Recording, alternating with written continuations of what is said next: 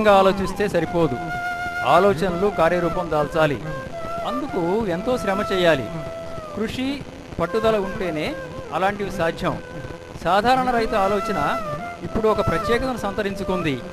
ఇప్పటి వరకు అతను అందరిలాంటి వాడే. తన మదిలో పుట్టిన ఆలోచన అతనికి దేశవ్యాప్త గుర్తింపు వచ్చేలా చేసింది. సహజంగా 1 ఎకరం నిమ్మ తోట సేద్యం వల్ల వచ్చే ఆదాయం సంవత్సరానికి ₹1,00,000 ఉంటుంది. అది అన్ని విధాలా అనుకూలిస్తే.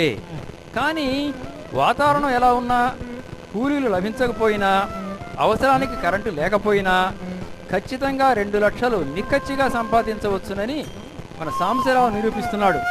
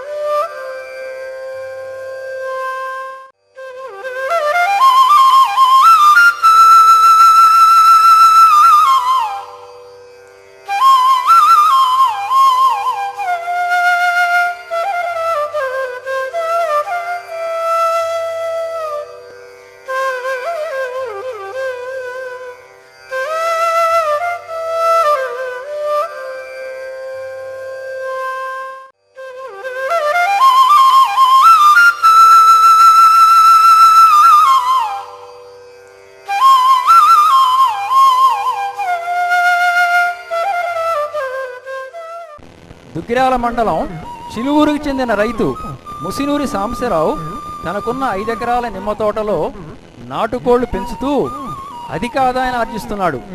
నాటుకోళ్లతో పాటు Giriraju, Gramapriya, Vanaraja, వనరాణి, Rajshri, rainbow rooster, Turkey వంటి పలు రకాల కోళ్లను తన తోటలో పెంచుతూ ఆ ప్రాంత రైతులకు స్ఫూర్తిస్తున్నాడు. కోళ్లపై వచ్చే ఆదాయంతో పాటు వాటి నుండి వచ్చే ఎరువును నిమ్మ తోటకు సద్వినియోగం చేసుకుంటున్నారు. అంతేగాక కలుపు మొక్కల తీసివేతకు కూలీలను వినియోగించే అవసరం లేకుండా వ్యయాన్ని తగ్గించుకుంటున్నారు. కలుపు మొక్కలు కొంతవరకు కోళ్లకు ఆహారంగా మారటంతో కోళ్ల మేత వినియోగం కూడా కలిసి వచ్చే అంశమైంది. 5 ఎకరాల పొలంలో 1000కి పైగా కోళ్లు పెరుగుతున్నాయి.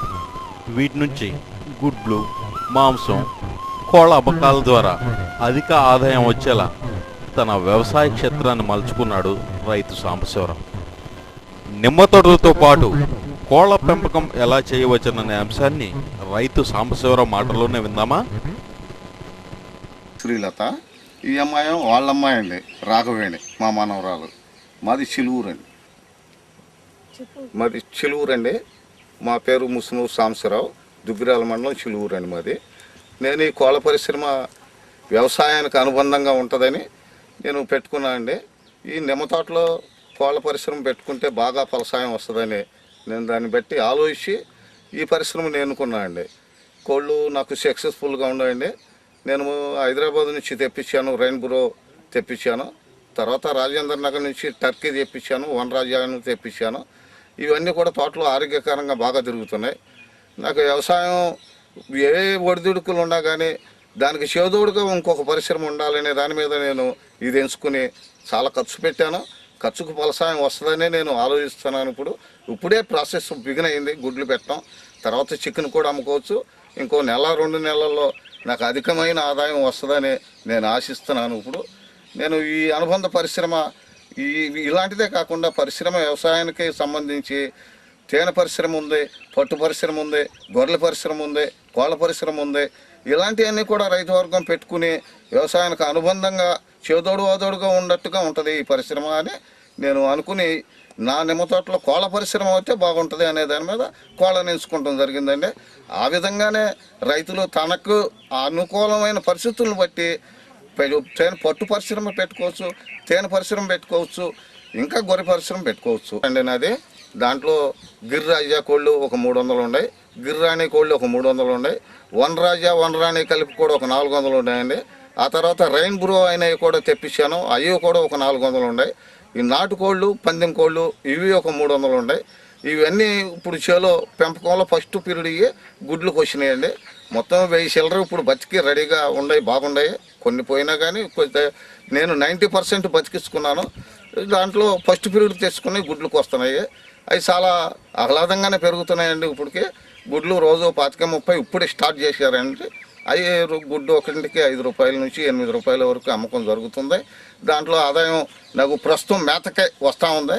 ఇంకొక నెల పోతే అధికమైన ఆదాయం వాటి మేత, ఈ షెడ్లకు వేసిన ఖర్చు ఇలాంటివన్నీ కూడా ఇంకొక నెల దగ్గర నుంచి వస్తాయండి. నిమ్మతోట చుట్టూ నేను ఫెన్సింగ్ వేసుకున్నాను. కోళ్ళు బయటకు వెళ్ళకుండా, బయట నుంచి ఇతర జంతువులు లోపలికి రాకుండా వీటిని రక్షించేదానికి చేను చుట్టూ ఫెన్సింగ్ వేసుకుంటే 3 లక్షల రూపాయలు దాదాపు ఖర్చు అయిందండి.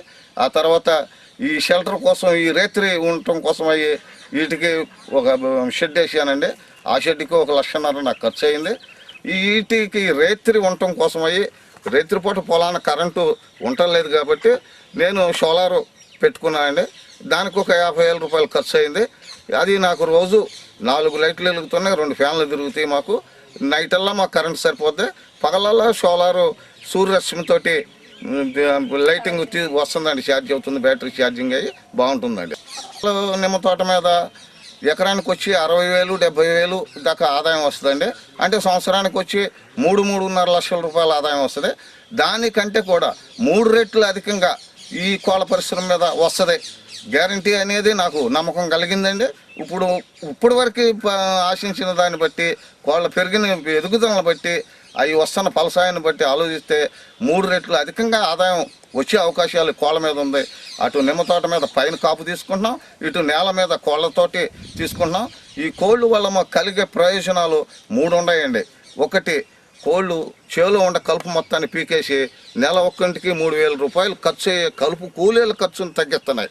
2, పురుగు బుట్ట తినేసి చెట్టుకు హాని చేసే పురుగులు అన్నీ లేకుండా అవి తినేస్తున్నాయి.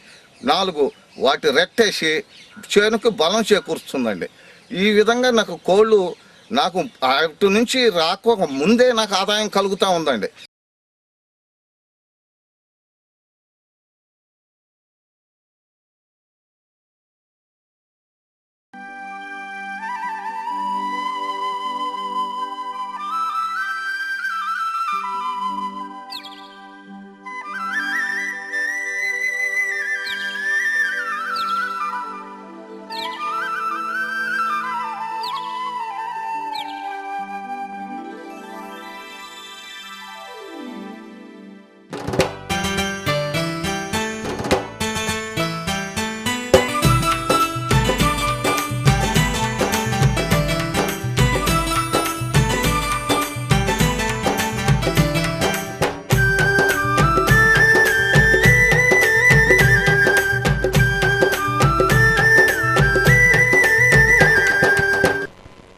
ఇది వాయిస్ ఆఫ్ తెనాలి సమర్పణ.